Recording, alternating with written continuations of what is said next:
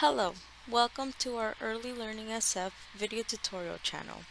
We hope you find our videos helpful as we will show you how to navigate the Early Learning SF website using a computer or a mobile phone. For this video tutorial topic, we will show you how to fill out an Early Learning SF application using your mobile phone. You can now select a new section to complete. If you live with the other parent, please add them to the application by clicking Add Another Parent and provide us their information. Otherwise, you may add a secondary contact by clicking Other Contact and providing us their information. Once you complete those sections, please click on Child Info and you would be able to fill out that section. Now provide us your child's first name, your child's last name, and provide us their date of birth. Please know in order to apply on Early Learning SF, your child must be born. Otherwise, you may not move forward with the application. Please indicate your child's gender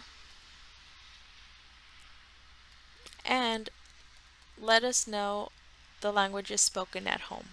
Please select all that applies. You'll be asked if your child is a English language learner, which just indicates that your child's first language is not English.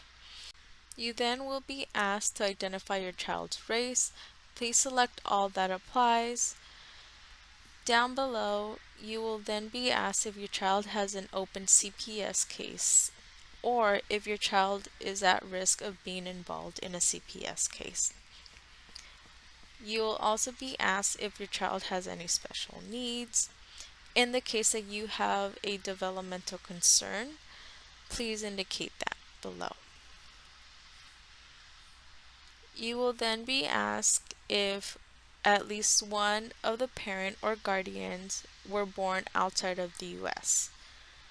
Please know this does not affect your eligibility and the information here is kept confidential.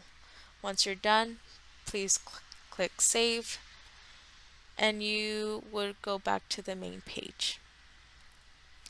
In the case that you have another child you wish to find childcare for, please click Add Another Child and you would be able to provide us their information.